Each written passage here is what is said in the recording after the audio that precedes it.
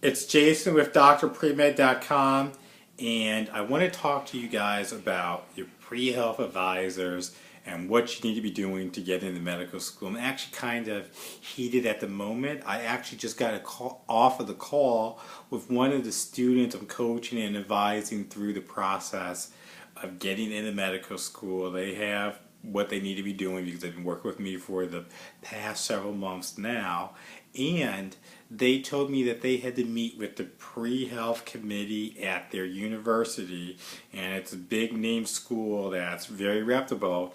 And then I told them I was actually shocked by what their pre-health advisor was telling them to do.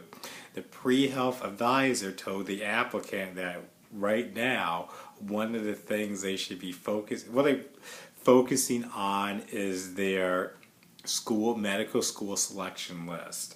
They just said, could you send us a list of the schools that you're planning on applying to or whatever, and that was that. I said, oh, well, you need to apply to XYZ amount of schools, what I told the applicant.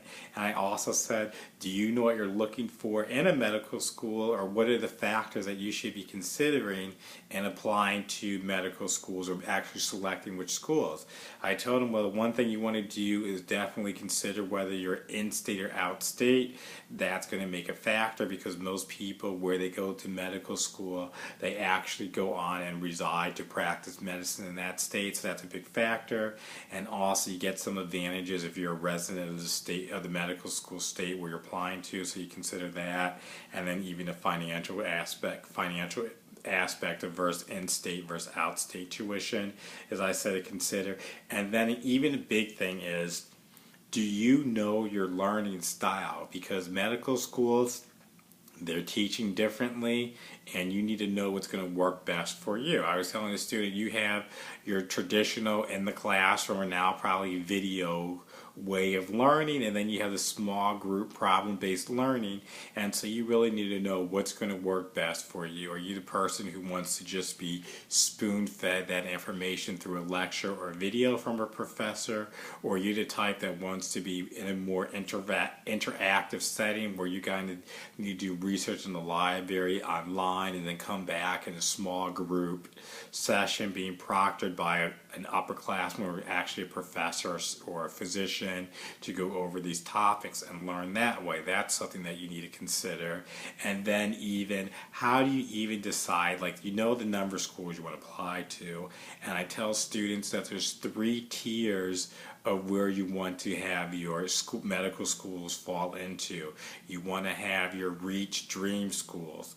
Those are the ones that if they offered you that acceptance, you're going there no matter what, no matter who else is offering you a spot, no matter how much the tuition is going to cost, because that's your dream school.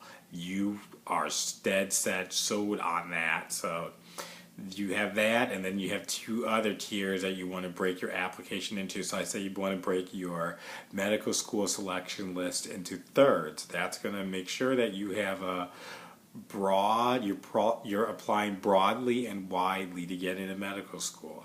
And I tell students, if you're applying to 40 medical schools, you're doing something wrong. A lot of students think, oh, if I apply to more schools, it's going to increase my chances of acceptance. No, no, no.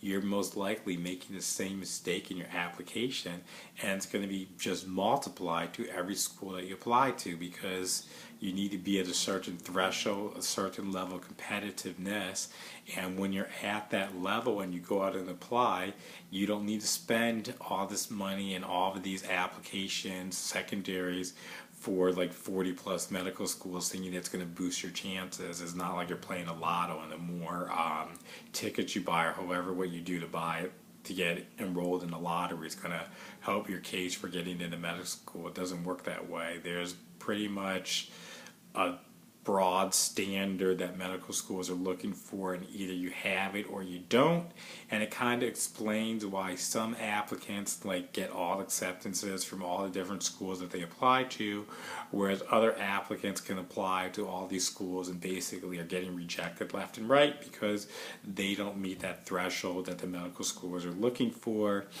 And so I just wanted to share that with you guys when you're out there, and make sure you have somebody on your side who actually knows what they're doing, who can actually get you to the next level. And I'm Jason with drpremed.com, and if you feel that your pre-med or pre-health advisor isn't 100% on board with you and giving you really actionable tips and advice and helping you game plan a strategy to actually help you get to the next level, then you probably need to speak to me and see what I can do to help you get into medical school, because I know what's riding on this, and there's just so much. And sometimes the pre-health advisors, they're not the best people to get advice for, because it's pretty standard routine for them, and they just don't know all the insights and what it takes. And have they actually gone through medical school themselves, been through the process, know what it takes, have been on the other side? Most likely no. And so you got to understand who is giving you advice. Would you take advice from somebody who's where you want to be or where you want to go? And I'm already where you want to go, so you probably want to listen to me, because I can reach out to you and help you climb that ladder to medical school acceptance, because that's what I do, that's what I'm passionate about, and I want to see you successful. I want to see you in your white coat and stethoscope, living out your dream as a medical student, ultimately on your way to becoming a successful physician. And it starts with knowing the roadmap and what it takes to be successful. So reach out to me. Be sure to visit my website, drpremed.com. Look forward to everything I can do to help you get into medical school. Thank you.